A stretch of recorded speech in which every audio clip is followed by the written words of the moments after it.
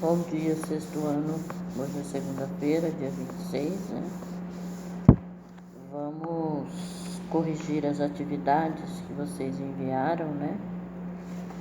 São as atividades da unidade 1, que está lá na página 274. Então, vamos começar aí com a número 1. Ele diz lá, pessoal: com base no que você estudou sobre os seres unicelulares, explique por que devemos lavar as mãos antes das refeições, mesmo quando elas parecem estar limpas. Então, é porque a resposta aí é porque podem conter micro-organismos, né, como bactérias e protozoários, que não conseguimos visualizar sem o uso de um microscópio. Então, é por esse motivo que nós precisamos lavar as mãos. Então, porque podem conter micro-organismos, como bactérias e protozoários, que nós não conseguimos ver, né, sem o auxílio de um microscópio. A 2. A fotomicrografia é um processo que consiste em fotografar seres vivos e objetos de minúsculas proporções com a utilização de um microscópio. Na imagem ao lado você observa a fotomicrografia do tecido cartilaginoso humano. As células que compõem esse e os outros tecidos humanos são eucarióticas ou procarióticas. Explique com base em uma característica das células visualizada na imagem. Então, essa imagem aí, pessoal, vocês estão vendo que essas células aí possuem núcleo, né? Organizados. Os núcleos não estão espalhados, eles estão organizados.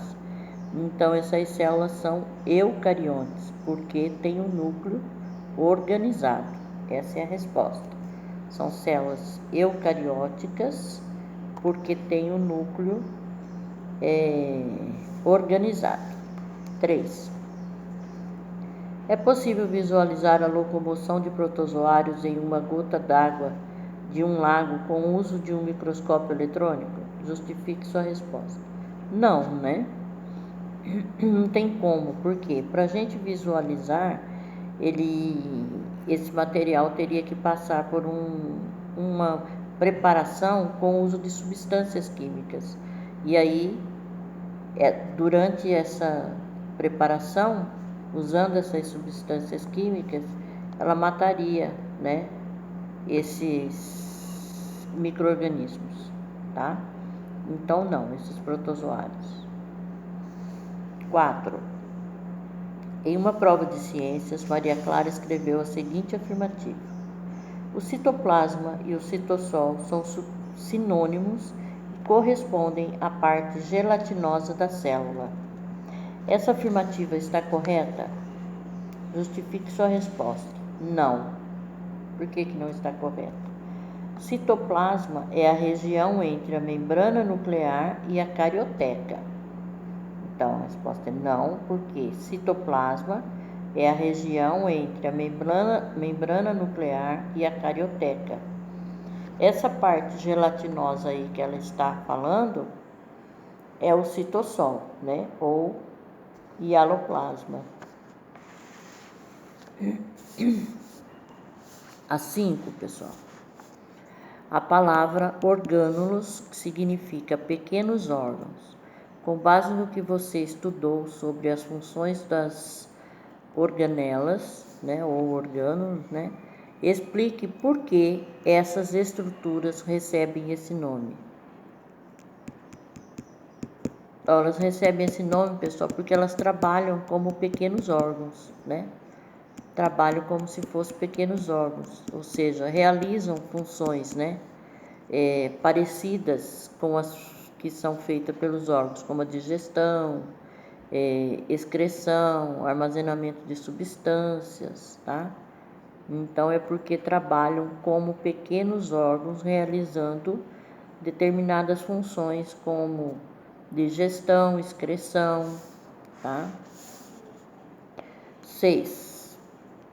A 6 aí, pessoal, ela tem uma célula animal, né? A foto de uma célula animal.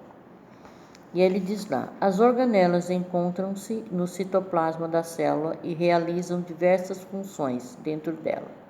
Recordando o que você estudou sobre as organelas citoplasmáticas, observe a imagem e faça o que se pede.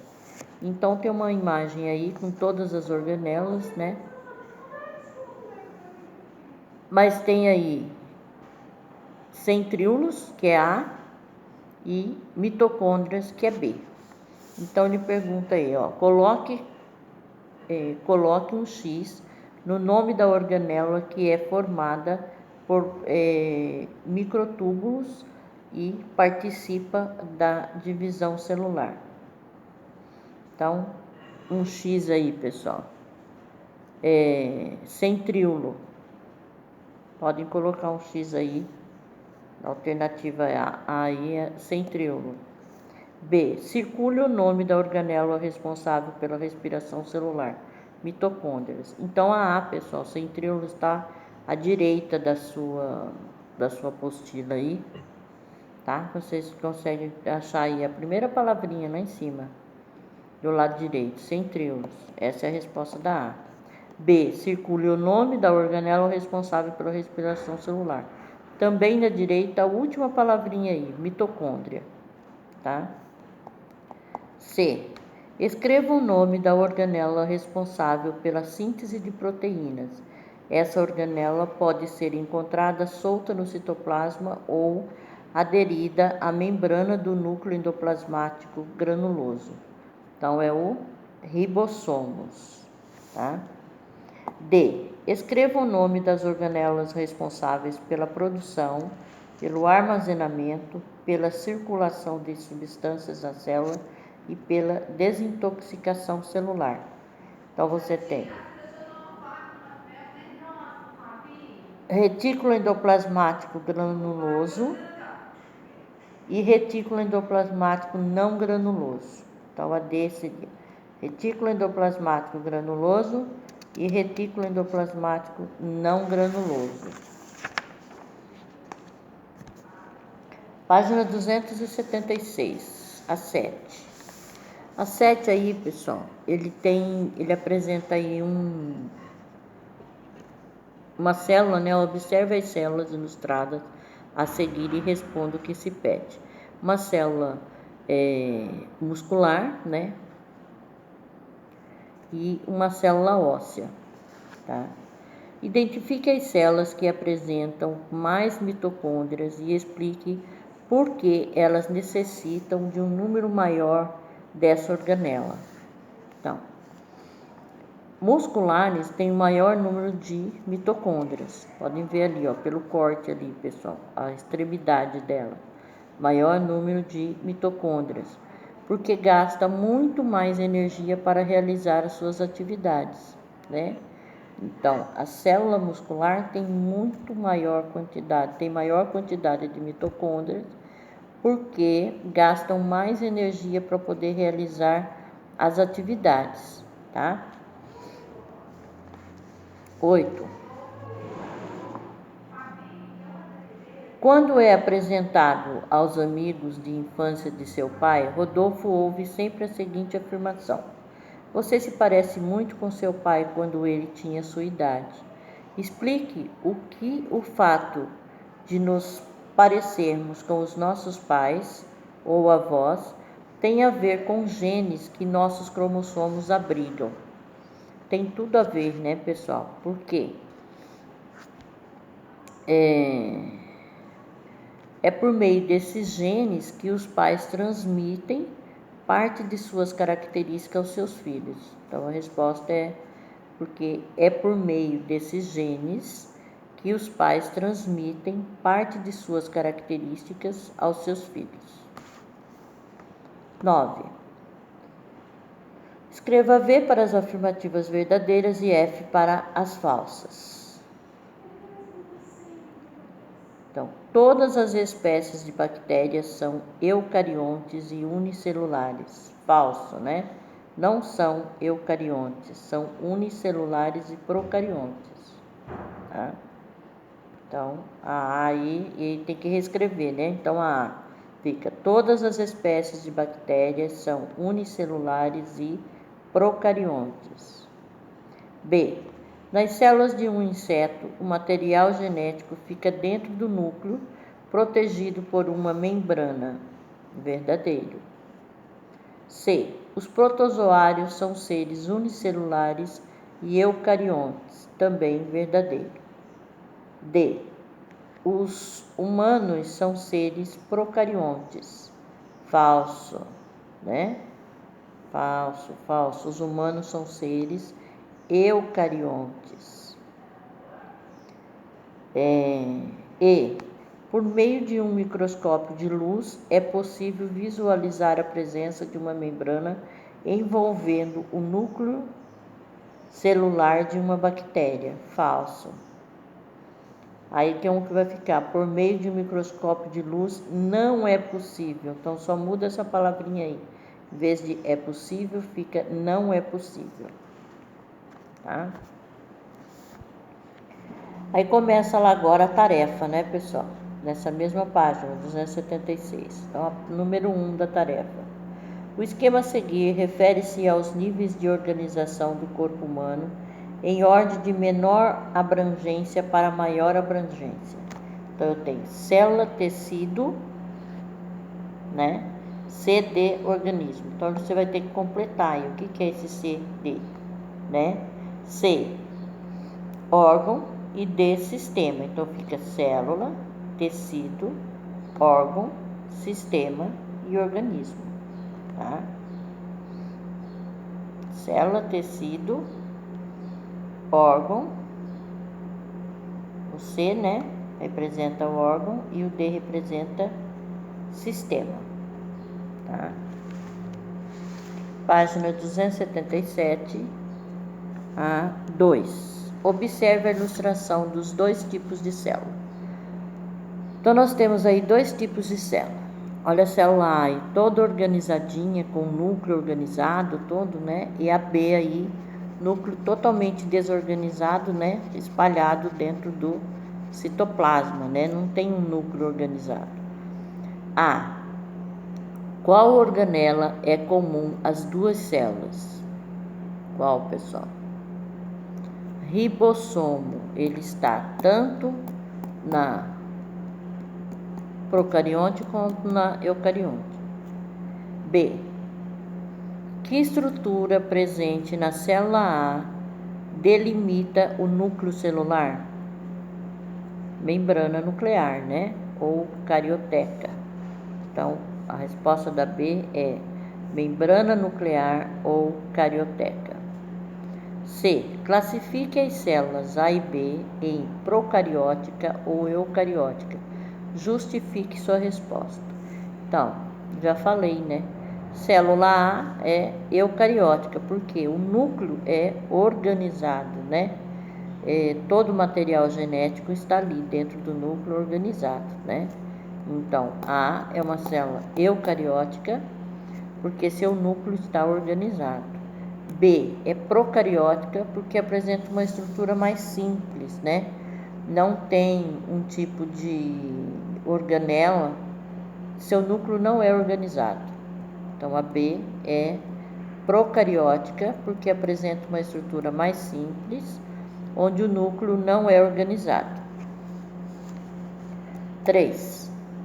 Retomando o que você estudou sobre o processo de fotossíntese, faça o que se pede. A. Explique a importância da fotossíntese para os vegetais. Então, a fotossíntese é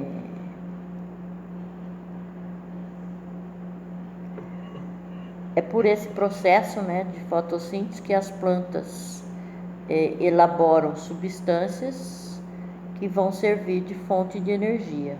Então, a importância é porque é através da fotossíntese que a planta realiza, elaboram, né, substâncias que vão servir de fonte de energia.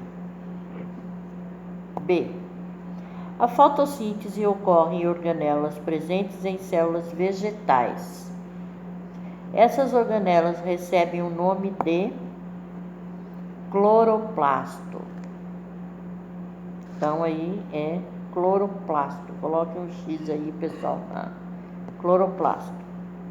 C. A substância essencial para que a fotossíntese aconteça é um pigmento verde denominado clorofila.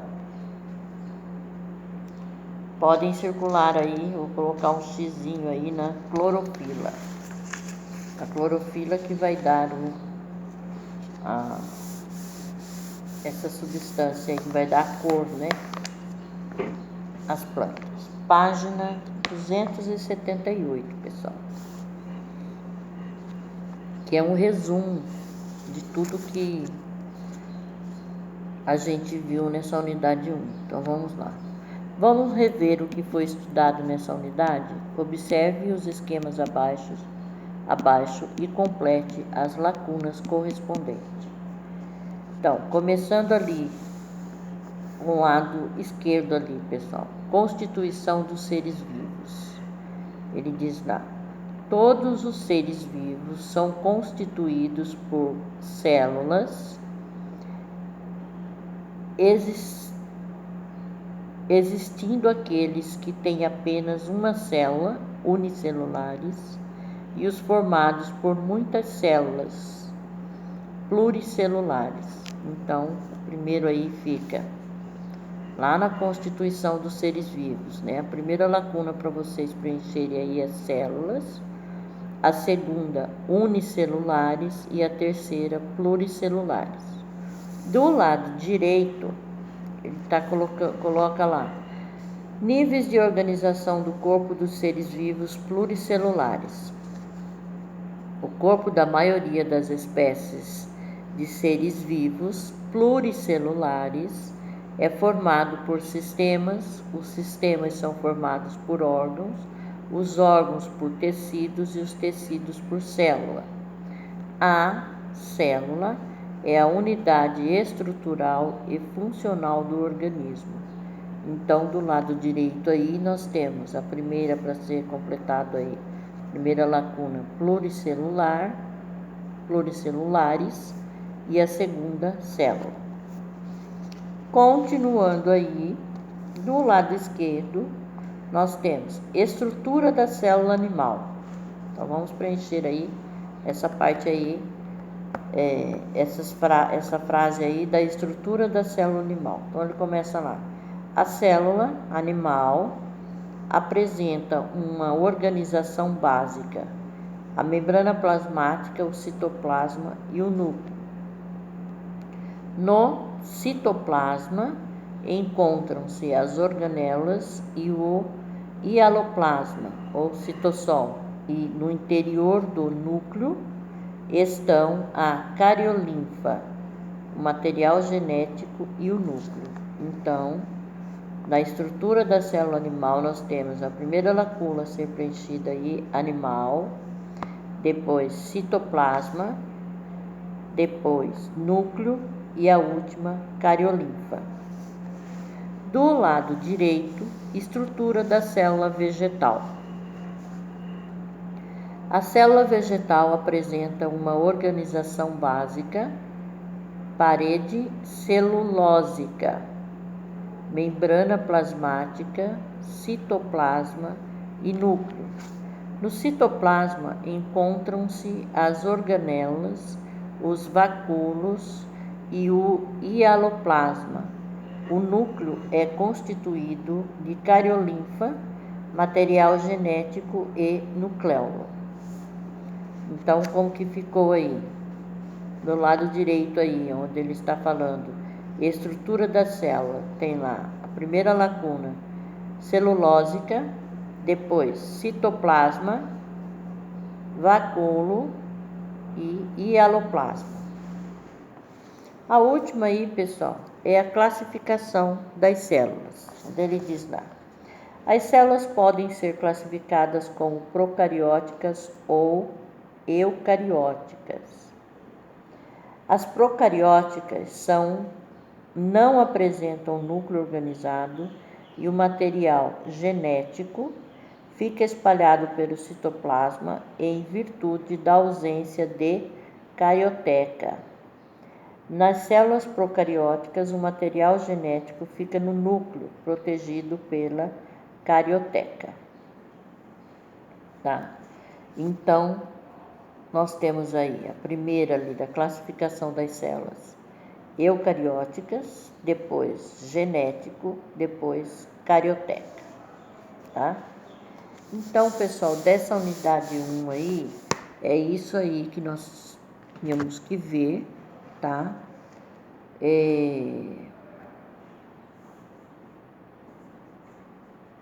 Na próxima aula aí nós já vamos começar a unidade 2, né? Onde está falando lá sobre o sistema nervoso e o comando do corpo, tá? Que vai ser, vamos ver, quarta-feira, né? Dia 28, tá? Dia 28, quarta-feira. Então, na próxima aula aí, nós começamos a unidade 2, pessoal. Se alguém ficou com alguma dúvida aí da unidade 1, ou alguma coisa aí que não conseguiu preencher aí, ficou com dúvida nessa correção aí, é só me chamar no privado, pessoal, que eu esclareço para vocês, tá? Até mais, até quarta-feira. Fiquem com Deus.